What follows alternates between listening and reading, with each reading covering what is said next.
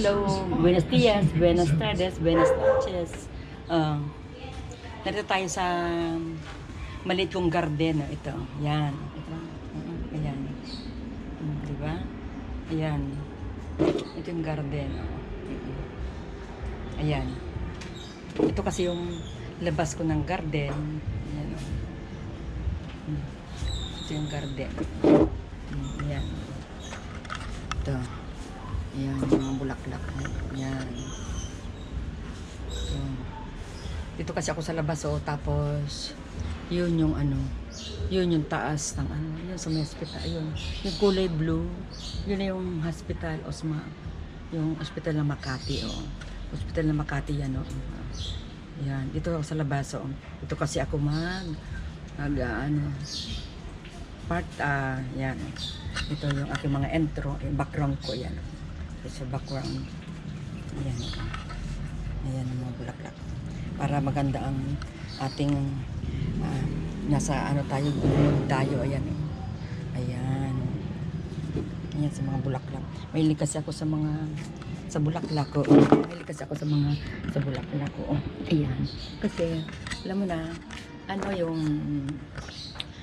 alam mo, ito continuation ito ng ano, ng sa mga OFW na sa kamag-anak na siyempre mahalin natin ang ating mga kamag-anak sa abroad, ang mga guys yun sa Pilipinas. Magandang umaga rin sa inyo at magandang tanghali at magandang gabi sa inyo kung nasaan kayo, lalo yung mga OFW na nagpapadala ng dolyar dito sa atin sa Pilipinas at isa sa mga bumubuhay sa ating ekonomiya. Oo, yan, oo, ekonomiya natin. Kumusta ba ang mga ano mo dyan? Kumusta ang mga amo-amo? Okay ba? Okay ba sa manin ninyo?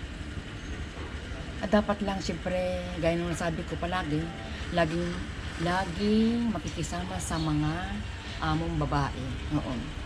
So, siyempre, pag nandiyan kayo sa abroad, pag nandiyan kayo at kayo naman siyempre ang kumikita, yung mga kamag-anak niyo sa Pilipinas, ay turuan yung maghanap buhay dito sa Pilipinas. Oo, tulungan nyo. Turuan. Oo. Hindi yung palaging nakaano na lang. Yung lagi bang nakasahod na lang tuwing aking katapusan. Kasi kailangan dapat ay magtulungan, oo. Siyempre, ikaw lang ang naghahanap buhay dyan. Kaya dapat lang turuan mo silang kung paano ba mangisda. Kung paano sila kumita rin dito sa Pilipinas, lalo to ikaw ang breadwinner lang, kung kahit ikaw lang mag-isa ka lang, oo. Ang hirap ng ano, mahirap, marami kang, kapag napalayo ka sa pamilya mo, yan ang maranasan mo. At syempre, no choice ka naman dahil yan ang, hindi sa sinasabi mong pinili mo, hindi talagang magsasakripisyo ka alang-alang sa pamilya mo. Pamilya mo, lahat ng mahal mo sa buhay, ganyan talaga ang gagawin mo, oo. Kaya ano lang, yung bang mag-ano ka lang.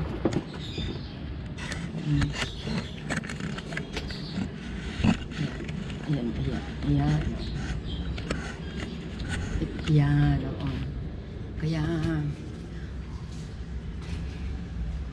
nakakapagod magtrabaho man sa abroad, pero pagdating naman ng kahit mapapagod ka, kung yung halimbawa yung anak mo naman ay tuloy-tuloy ang pag-aaral, walang kasing sarap ang pakiramdam kapag ikaw ay yung ba nakapagpatapos ng anak, di ba? Kaya tuloy-tuloy mo lang ang sakripisyo mo sa mga pamilya mo. Basta iwasan mo lang ang sa mga material, iwasan mo lang ang magbili-bili na kung ano na hindi naman kailangan. Kasi pag uwi mo dito sa Pilipinas, mahirap pa, walang hanap buhay. Wala kang hanap buhay na dito sa Pilipinas, lalo't ngayon, mga pandemic ngayon, ang hirap. Mahirap maghanap ng trabaho. Oo. Kakailangan ko yung mga uuwi sa Pilipinas, yung magpo-for-good na. Isipin nyo mabuti dahil yung pera nyo na gagastusin nyo dyan. O kung ako sa inyo ay huwag na kayong masyadong magbili-bili ng mga kung ano-ano. Yung pera ay dalhin nyo na lang dito sa Pilipinas at ipuhunan nyo. O teka lang muna ha, teka lang ha. Cut ko lang muna. O shout out muna sa mga kamag-anak ko dyan sa abroad. O, shout out sa inyo dyan. O, sa Canada, America, sa Kuwait. Yung isang kapatid ko dyan sa Kuwait din eh nag-for-good na. Di yung isang babae ko naman kapatid dyan na si Lorebet Merambil. Bet, kumusta ka dyan? Kumusta ka dyan? Huwag kang masyadong mag-iisip sa mga ano mo, basta ang isipin mo yung sarili mo dahil siyempre malayo ka sa pamilya mo. Kayo mga OFW dyan ng mga single mother, single parent, yung mga anak nyo, basta yung sarili nyo, yung katawan nyo dahil malayo ka sa pamilya ninyo. Yan, huwag kayong masyadong mga barkada. Naku, Diyos ko. Magbarkada kayo, pero yung bang babarkadahin nyo, ay yung bang dadaling kayo sa magandang, yung in the right pathway, hindi yung bang meron kayong may pasusubok sa inyo kung ano man yun. Huwag kayong papayag sa ganun. Kaya mahirap. Kasi siyempre, na-experience ko na rin yung ganyang mga overseas worker, naranasan ko na rin yan kung gaano kahirap ang mapalayo sa pamilya. Oo. Kaya doble kayo doble ang basta pag uwi niyo sa Pilipinas, siguraduhin lamang nyo na may puhunan kayo dito. Oo. May puhunan kayo. Mayroon yung wala kayong puhunan. Ako Diyos ko, kahit na sabi mong may puhunan kung wala namang bibili, kung wala namang customer, mahirap po. Siguraduhin nyo lamang na pag uwi nyo rito, hindi na kayo yung parang kayo ay mamamalimos sa halimbawa mangungutang na para magkaroon lang. Napakahirap talaga dito sa Pilipinas. Ako tinan mo, kahit papaano, kahit pasabi mo ako ay OFW dati, sa edad kong ito, naghahanap buhay pa rin naman ako. Hindi lang gaano mamigat, pero naghahanap buhay pa rin ako. Yung ayon lang sa lakas ko. Mamalingki pa rin ako. Ako rin ang nag-replenish ng mga soft drinks, ng mga kung anong ang maano ko. Itinda ko ba sa aking ay hindi naman ganun kalakihan yung aking tindahan, maliit lang yun. Tama lang yun dahil sa laki naman ng upa ng tindahan. Ang mahal ng tindahan ngayon, ang mahal ng space. Kung wala kang yung upa pa lang magkano na? 20,000. Halimbawa 1 month advance, 1 month deposit, di 40. Paano yung yung puhunan mo, yung gamit mo. Kailangan meron kang kababa ng 100,000 ang puhunan mo. Sa palagay mo ba pag naglagay ka na ng negosyo, kikita ba? Kaya pag naglagay ka ng nagnegosyo ka dyan, yung 100,000 mo ay suicide na yan. Para bang yan ay 50-50 na ang pagbabalik yan, o babalik ba yan o hindi. Yun ang mangyayari yan Oo. Kaya pag nagnegosyo kayo, 10 beses yung isipin niya kung maganda yung location, maganda ba yung ang tawag dito, yung doon sa lugar na yon. Mag-survey muna kayo. Magtanong-tanong muna kayo doon sa pagpwestuhan niyo kung maganda yung lugar na yon. Oo. Dahil yan dapat ang malaman niyo sa negosyo. Hindi yung bang may nakita kayong pwesto, babayaran niyo na kaagad. Hindi yun Kailangan alamin niyo, magtanong-tanong ko sa paligid. Ayun.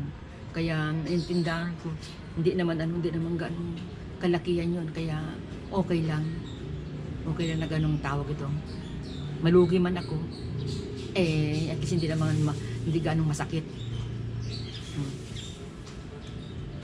Kaya yung itong mga OFW, dagdagan nyo ng puhunan nyo. Ang maganda dyan yung bang mga industrial, yan sa mga lupain, yung bang related sa mga lupa, ang mga negosyo niyan. Oo, ayan. Kaya kayong ano, saka huwag nyo rin abusuin ang mga sarili ninyo o mga katawan ninyo sa pagtatrabaho kung nandiyan kayo. Dahil siyempre, yung mga kamag-anak nyo rito sa Pilipinas ay umaasa lang sa inyo dyan. Kapag nanghina ang katawan ninyo, ay wala na. Wala na. Manghihina rin sila. Kaya maganda kung lahat ng mga gagawin nyo sa buhay ay lahat ay nakaplano lahat. Okay? Oh, yung mga bago diyan sa, kung hindi ka pa nakakapag-subscribe sa YouTube channel ko ay mag-subscribe ka na kay Tehem Channel. Ayan ang aking channel. Oo. Para ikaw ay ma-notify ka sa aking bagong video, okay?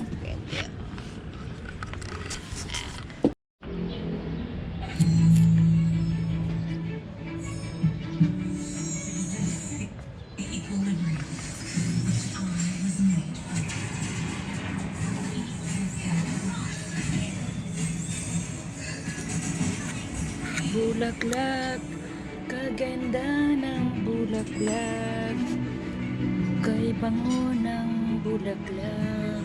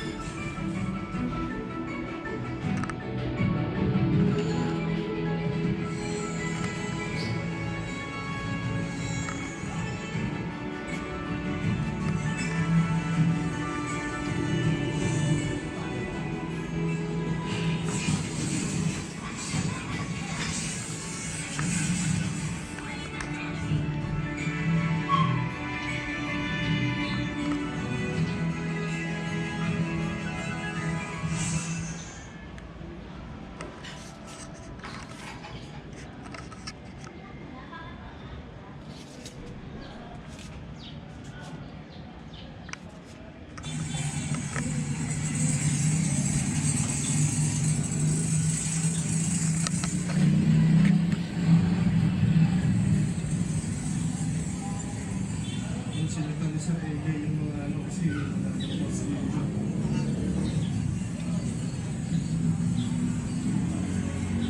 maluwag na, basta na yan.